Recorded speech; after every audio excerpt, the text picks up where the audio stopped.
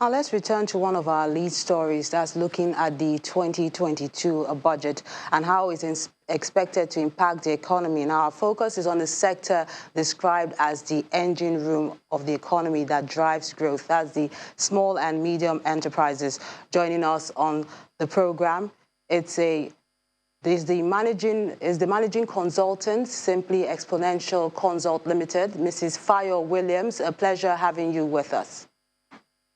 Hello, good afternoon, Melinda. It's a pleasure to be here. Now, is government provisions to create the desired impact in the small and medium enterprises clear in the 2022 budget? Well, it's early days yet. Firstly, I'd like to congratulate the government and Nigerians for having this budget approved, and passed into law quite early so that we can hit the ground running. But I have looked at sectors such as the Federal Ministry of Youth, where you have 172 billion or so allocated, and the breakdown of exactly how much is going into something like the Nigerian Investment Youth Fund, the NIYF, is not very clear. In addition to this, we know that recurrent expenditure has the biggest tab of about 6.8 trillion. And of course, capital expenditure is less, which means less to spend on infrastructure, transportation, other power, and other things that would affect the performance of SMEs.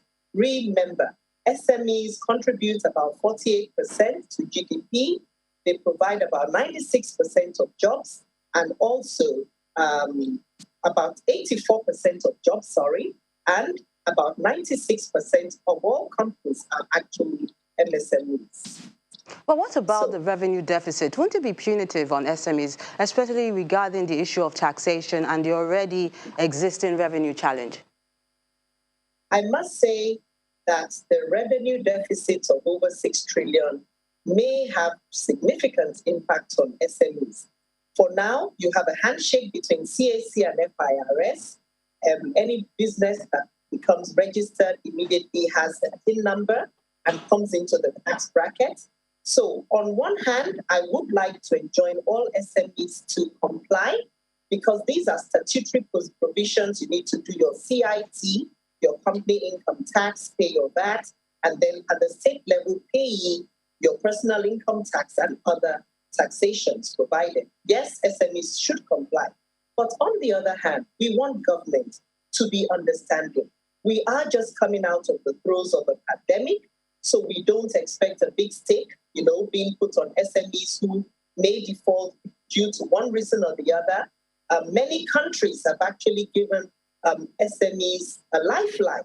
So we should find government giving us some interventions like the special CBN interventions. We would like to see more of that, and we expect great understanding. Another important issue is that the tech platforms like the Tax Pro Max, they are not so robust and are not as user-friendly as we want them to be.